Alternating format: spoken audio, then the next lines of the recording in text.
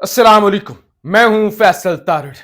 आज पीटीआई को पहला झटका तो जी पेशावर हाई कोर्ट से लगा, जहां पीटीआई की तमाम उम्मीदों पर पानी फिरा। मखसूस नशिस्तें नहीं दी गई, बल्कि पीटीआई की तमाम दरखास्तें रद्दी की टोकरी के अंदर फेंक दी गई। तमाम के तमाम जजेस ने मुतफिका तौर पर यह फैसला किया कि सुन्नी इत्तेहाद मखसूस नशिस्तों की हकदार जमात नहीं है, और जो इलेक्शन कमीशन ने फैसला किया है कि इन सीटों की बंदर बांट कर दी जाए, यह दुरुस्त फैसला है।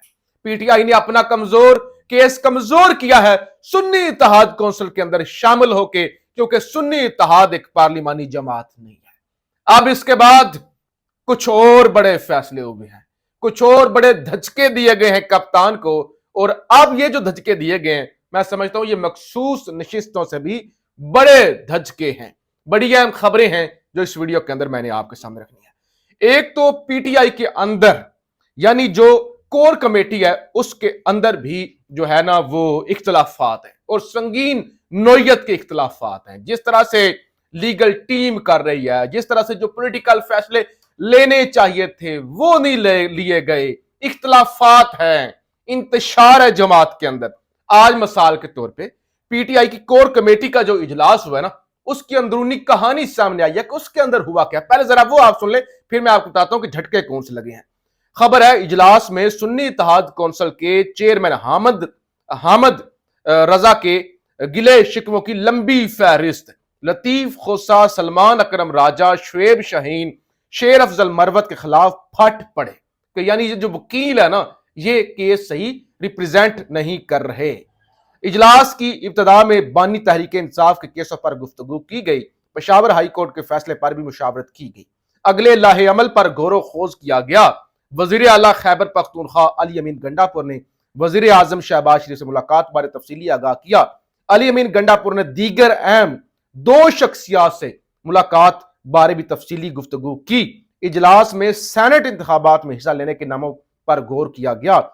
कई कोर कमेटी अरकान इजलास अधूरा छोड़कर चले गए, यानी उन्होंने पूरा इजलास भी मुकम्मल नहीं किया और वो छोड़कर चले गए। तो ये है जमात के अंदर का इंतशार। अंदर ही जो है वो एक दूसरे की टांग खींचने में लगे हुए हैं। वकील हैं तो वो अपने आप को मैं बड़ा चौधरी हूं, फलां बड़ा चौधरी है। बाकी जो सियासतदान हैं वो जो है वो भी एक दूसरे के साथ इख्तलाफात, और जिनको इस वक्त जमात को लीड करना चाहिए था, जो अभी भी सीनियर लोग हैं जमात के अंदर, वो आपको पता है वैसे ही वो बैक फुट पे हैं, और वकील और बाकी जो है इस वक्त फ्रंट फुट पे हैं। और उनके भी आपस में इख्तलाफात, कोई टिकटॉकें बनाने में लगा हुआ है, कोई एक दूसरे की किरदार कुशी करने में लगा हुआ है। तो लिहाजा इस वजह से भी मामलात खराब है। आप जरा सुनिए, एक तो इस्लामाबाद हाई कोर्ट, इमरान खान की जमानत पर दरखास्त होनी थी। ये जो 190 मिलियन पाउंड वाला केस है, यानी अलकादर ट्रस्ट वाला केस, इसमें दरखास्त जमानत पर समाअत होनी थी। लेकिन चीफ जस्टिस आमर फारूक की तबीयत ही नासाज हो गई है और अब काज लिस्ट मनसूख हो गई है। यानी इस जमानत को लटकाया जा रहा है। क्यों लटकाया जा रहा है? कि जल्द अज जल्द ये अलकादर ट्रस्ट वाले केस के अंदर भी सजा सुना दी जाए, इसके अंदर सजा सुना दी जाए, और जमानत वाला मामला जो है ना वो फिर उसके बाद वैसे ही जो है ना वो दरखास्त गैर मुअस्सर हो जाएगी। इससे पहले तमाम तकरीबन केसेस के अंदर इमरान खान को सजा हो चुकी है। ये अलकादर ट्रस्ट वाला बड़ी तेजी के साथ आगे बढ़ाया जा रहा है, और इसके अंदर जमानत भी इमरान खान को नहीं दी जा रही। साइफर और तोशा खाना केस के हवाले से कहा हुआ है इस्लामाबाद हाई कोर्ट ने कि पीर से हम मेरिट पर इस मामले को सुनेंगे। अच्छा, आप झटका जरा सुन लें। पीपी 100 फैसलाबाद, यानी ये जड़ावाला का इलाका है, वहां से दोबारा गिनती की गई है और मुस्लिम लीग नून के उम्मीदवार कामयाब हो गए हैं। पीटीआई यहां से हार गई है। यूं पंजाब असेंबली के अंदर पीटीआई की एक और सीट कम हो गई है। उमैर वसी जफर से साहब थे, ये हार गए हैं। कहा गया था इनकी बर्तरी 3865 वोटों की है, और अब जब दोबारा गिनती हुई है वही फार्मूला, वोट मुस्तरद शुदा वोटों की तादाद ज्यादा कर दो और जनाब नून लीग को जितवा दो। खान बहादुर डोगर यहां से जीत गया। फिर एक और खबर सुनिए, सबसे अहम खबर, गुजरांवाला का जो कौमी असेंबली का हल्का है NA 81, वहां से जनाब رانا بلال اعجاز صاحب وہ ایم این اے منتخب ہوئے تھے پی ٹی آئی کے، وہ جیتے تھے، یعنی ایک بندہ جو جیت گیا تھا اب وہاں پہ بھی دوبارہ گنتی ہوئی ہے، اور نون لیگ کے اظہر قیوم نہرہ ان کو دوبارہ گنتی کے اندر جتوا دیا گیا ہے۔ یعنی آج نہ صرف پشاور ہائی کورٹ نے پی ٹی آئی کو مخصوص نشستیں واپس نہیں کی، بلکہ جو جیتی ہوئی سیٹیں ہیں، دیکھیں جیتی ہوئی سیٹیں اہم ہوتی ہیں، مخصوص نشستیں جیتی ہوئی سیٹوں کی بنیاد پر دی جاتی ہیں، اور پی ٹی آئی کے ساتھ کیا ہو رہا ہے، نہ صرف مخصوص نشستیں نہیں مل رہی بلکہ جو جیتی ہوئی بھی ہیں، مینڈیٹ چوری ہو جانے کے باوجود جو جیتی ہوئی ہیں وہ بھی چھینی جا رہی ہیں۔ میں نے آپ کو بتایا تھا نا کہ سکندر سلطان راجہ کو کہا گیا ہے تمہیں کینیڈا کا سفیر بنا دیتے ہیں، کینیڈا کا سفیر بنا دیتے ہیں، پی ٹی آئی سے 20 مزید نشستیں چھینی ہیں، تو لہٰذا اس پر جناب کام شروع ہو گیا ہے کہ دوبارہ وہ سیٹیں چھینی جا رہی ہیں۔ یعنی الیکشن کب ہوئے؟ سوا مہینہ پہلے الیکشن ہو گئے اور معاملات الیکشن ٹریبونلز بن گئے، اور ابھی بھی دوبارہ گنتی ہو رہی ہے، ابھی بھی۔ اور یہ کیسی گنتی ہوتی ہے؟ اس حلقے کی گنتی کروائی جاتی ہے جہاں پہ جیت کا مارجن کم ہوتا ہے اور ووٹوں کو مسترد کرا کے ہروا دیا جاتا ہے۔ تو یعنی کوئی ایک بھی گنتی ایسی نہیں ہوئی کہ جہاں پہ بتایا جائے جی پی ٹی آئی کا بندہ جیت گیا ہے، بلکہ پی ٹی آئی والا گنتی جہاں گنتی ہوگی وہاں پہ ہار جائے گا اور نون لیگ وہاں پہ جیت جائے گی۔ تو یہ سب کچھ ہو رہا ہے، اسی لیے آج انصار عباسی صاحب نے آرٹیکل بھی لکھا تھا کہ شہباز حکومت کو خطرہ کس سے، اس نام سے انہوں نے آرٹیکل لکھا۔ انہوں نے کہا شہباز شریف کو کسی سے خطرہ نہیں ہے، اسٹیبلشمنٹ ان کے ساتھ ہے۔ کور کمانڈر کا اعلامیہ کے اندر ان کو کہا گیا کہ ہم آپ کو مکمل سپورٹ کریں گے، پیپلز پارٹی ان کے ساتھ ہے، پیپلز پارٹی کابینہ کے اندر بھی آ جائے گی، اور جو ہے وہ تمام ادارے ان کے ساتھ ہیں۔ لہذا شہباز شریف کو اب اپنے آپ سے خطرہ ہے کہ وہ کارکردگی دکھائیں، اگر وہ کارکردگی نہ دکھا سکے تو پھر ظاہر ان کو اپنے آپ سے خطرہ ہوگا، ادروائز شہباز شریف کو اس وقت کسی سے بھی خطرہ نہیں ہے، کیونکہ اسٹیبلشمنٹ ان کے ساتھ ہیں اور سیٹوں والی ان کی خواہشیں بھی پوری کی جا رہی ہے۔ 2/3 میجورٹی تو بنوا کے دے دی گئی ہے، یعنی اب یہ ایوان، یہ غیر آئینی ایوان جو چاہے، جو قانون سازی چاہے، آئین سازی چاہے، یہ کر سکتے ہیں۔ اچھا پھر جناب امریکی اب میدان میں آئے ہوئے ہیں۔ میں نے کل بھی آپ کو کہا تھا امریکہ کے اندر ایک کانفرنس ہونے جا رہی ہے، اور اس کے اندر پاکستان کا فیوچر، پاکستان کے اندر جمہوریت اور امریکہ اور پاکستان کے تعلقات کے حوالے سے جو ہے وہ جائزہ لیا جائے گا۔ اور خبر ہے امریکی خارجہ امور کی کمیٹی نے اسسٹنٹ سیکرٹری برائے جنوبی اور وسطی ایشیائی امور ڈونلڈ لو، یہ وہی سائفر والا ڈونلڈ لو، کو بطور گواہ انتخابات کے بعد پاکستان میں جمہوریت کے مستقبل اور امریکہ پاکستان تعلقات کا جائزہ کے لیے طلب کر لیا۔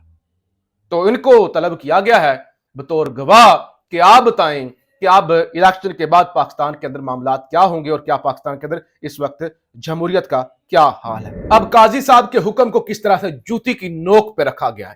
دیکھیے چند دن پہلے سپریم کورٹ کے اندر صحافیوں کے حوالے سے ایک سماعت ہوئی کہ صحافیوں کو جو وہ ابصار عالم صاحب کو گولیاں لگی تھی، متی اللہ جان اور دیگر صحافیوں پر تشدد کے حوالے سے، ہراسمنٹ کے حوالے سے سماعت ہوئی۔ اس کے اندر ذکر ہوا اسد طور کا، بتایا گیا کہ اسد طور حراست میں ہیں، اور پھر وہ آپ کو پتہ ہے قاضی صاحب نے کہا تھا ہمارے کندھے پر بندوق نہ رکھیں اور آپ ہمیں بدنام کر رہے ہیں، اگر ہمیں کوئی مسئلہ ہو تو کوئی کسی جج نے تو شکایت نہیں کروائی، یا رجسٹرار سپریم کورٹ نے تو جو ہے وہ نہیں کرائی، تو کیوں نہ ہم ایف آئی خلاف توہین کا نوٹس جاری کریں۔ اور اسد طور کے حوالے سے بات ہوئی تو پھر وہاں پہ اٹارنی جنرل نے بھی تسلیم کیا کہ پیکا کی آرڈیننس، پیکا کی جو دفعات لگائی گئی ہیں اسد طور پر، وہ ان کا امپلیمنٹ نہیں ہوتا۔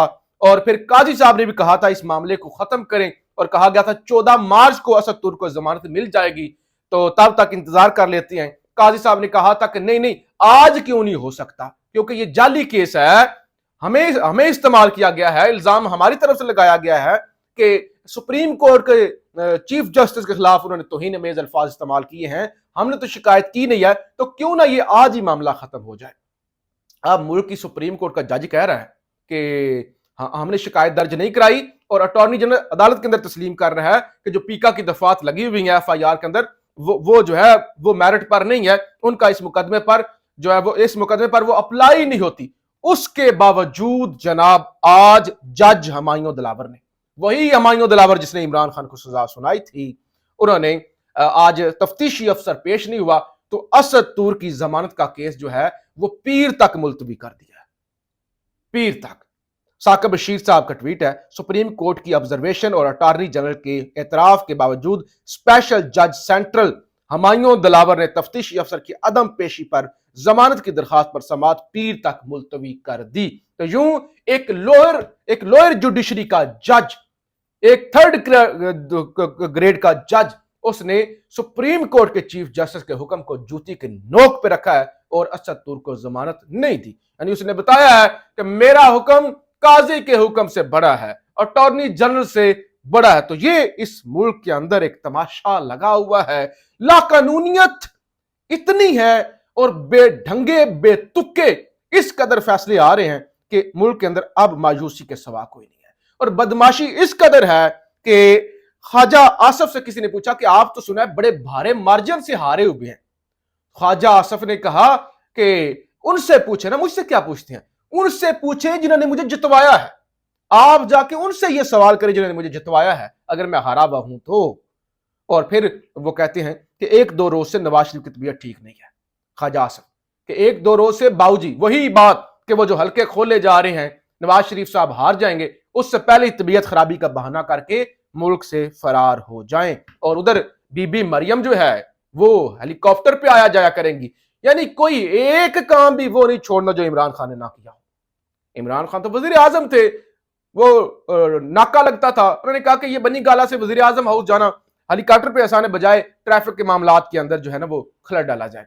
तो आप बीबी ने भी हेलीकॉप्टर की सर्विस जो है वो ले ली है। नून लीग की तरफ से बताया जा रहा है जी वो हेलीकॉप्टर सरकारी नहीं है, प्राइवेट कंपनी है और उसका सारा खर्चा भी मरियम नवाज खुद बर्दाश्त करेगी। रीस करनी है, कॉपी करना है जी इमरान खान को हर मामले में। पाकिस्तान जिंदाबाद।